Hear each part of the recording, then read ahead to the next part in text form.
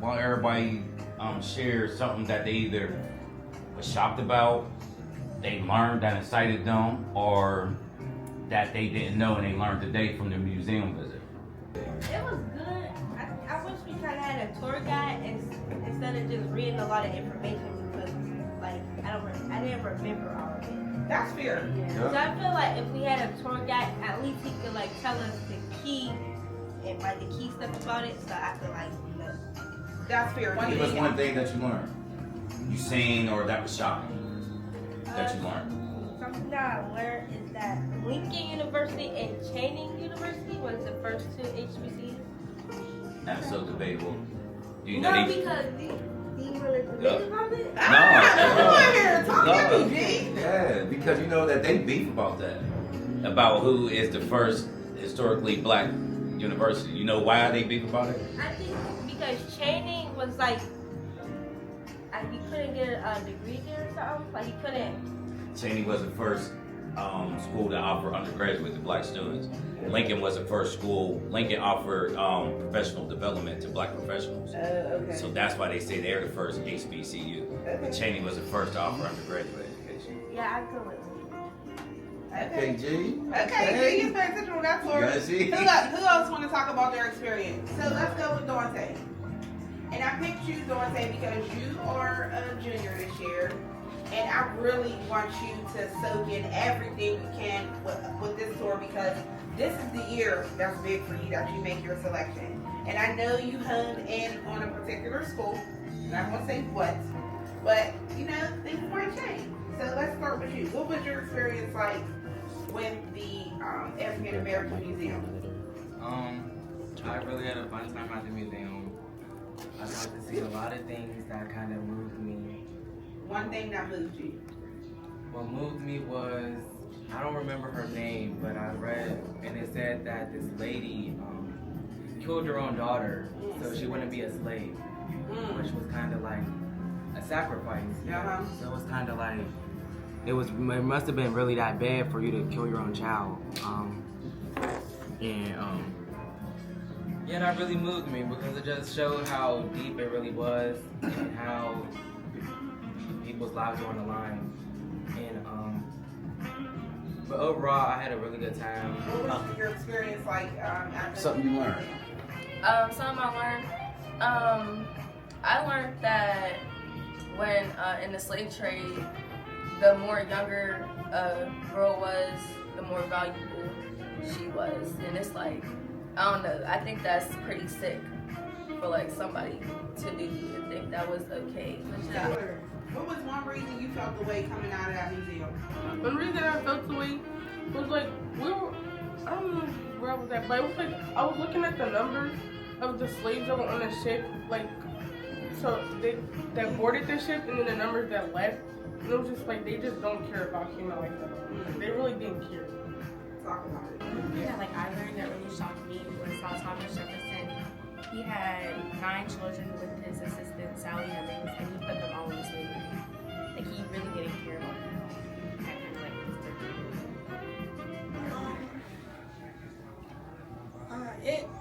it's different when you learn about it and when you see it in person. The Emmett Till exhibit, you don't really think or like you really don't know it's that bad until you see it in person. And the newspapers and the video about it and the picture of him, it just makes it so much worse, and it makes you realize how bad it really was compared to what you would have thought it was. And another thing, the Atlantic slave trade numbers. One thing I learned was Portugal traded the most, which was 5.2 million, which is like bad. So yeah, they started from the 1400s. Yeah, they were the first ones who started it, and they were the last ones who ended it. Yeah. Which was 1884. A lot of people don't know that Brazil has the second biggest black population outside of Africa, and the language that's spoken in Brazil was Portuguese. Thomas Jefferson, like with the 9 kids, it was just one woman. Like he like abused that one woman all like over and over again, and then like just made her suffer because of all her children being enslaved and whatnot. And then like also like when they were still in school, like black people were like treated less. They didn't have enough money for like supplies and whatnot, and also like in hospitals they didn't like get provided enough and stuff like that. So, something that I like about the museum is how they really got into the deeper meaning and they didn't leave out any type of information. You know how schools, they barely teach about American history now, so it was nice knowing more information. One thing I learned was like how belly people were treated, like special water, beat, had shackles, and the Emmett Till, like how he was treated, like how the lady lied and said he whistled at her. It was just like weird how he was treated, and all white people just had like all exceptions to do what they wanted to do. Absolutely. It took between 16 and 33 years to complete 8 grades of elementary school. Wow. And I just think that's crazy because like what are they doing? And then most of the time, 16 between 33 years just to complete 8 grades of elementary. And like most of the time they was get like not in school because they had to go on the field and help their families out. But I just think that's crazy. Does it make you appreciate the education that you're getting now? Yes. Our trip to the museum made me appreciate the things that I have in life now because I couldn't even imagine how I would be if I was a slave back then. And I just I don't want to go through that. So I'm just thankful for what I have now in life. Love the museum.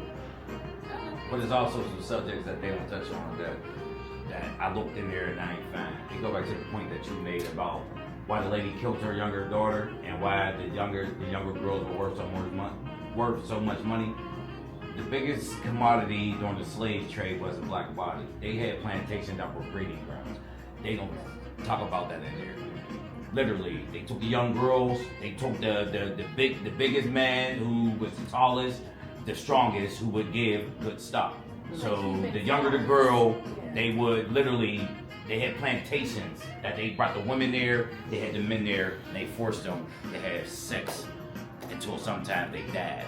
Constantly, breed, because babies are property. Black bodies were a commodity. And that's where they made their money at. And if you seen where they talk about from 1400 to 1877, that was the Atlantic slave trade. That didn't stop the intercontinental slave trade. They banned slaves to being imported to the country, but they didn't stop slavery and the trading of slaves within the continent. So that's when they went to breeding their own slaves on the plantations because they couldn't import them from Africa. And that's why the young girl, and that's why the mother would kill her daughter because she knew what the daughter was about to do up against. She was going to be continuously raped to have babies, to produce more slaves to be sold. Other than myself and Mike, is there any staff or volunteers that want to give their input on their tour, on their museum experience? I was just saying, I piggyback off of what you said about just like the different parts of the exhibition giving different energy. I felt myself feel like almost like a coldness in the Emmett Till room to the point where I had to like leave because it was just like a lot. It was just a little too much. I'm like, I don't think I can do this. So Going into the Emmett Till exhibit, I knew it was going to be different when they said don't record and don't photograph. I just knew something about that space was going to be very intimate. And I felt that as a mother of a young African American man who is out in this world and exploring and navigating, just the thought of that experience to me was like, man. I went not long ago. That lady just died. yeah, That lady who lied on him just passed. Yeah. It never did a day in jail. A couple of generations removed. These are your grandparents, who went through these things, who went through like Jim Crow and things like that, and who were, who had ancestors who were enslaved, so they weren't far removed from slavery either. So it was just an energy that, and also like Tanaya said, like to hear about it in school and everything, to learn about it in school, but then to see it in person, to see the different things and just to see those things in person, it was different. You know what's crazy? My grandmother is 97 years old, and when I told her I was going on this college tour, and I told her we were coming to this museum, I said, Grandma, would you ever want to visit it? She said, why would I? I lived it. Facts. I hit home. Y'all did very well. Y'all did very, very well.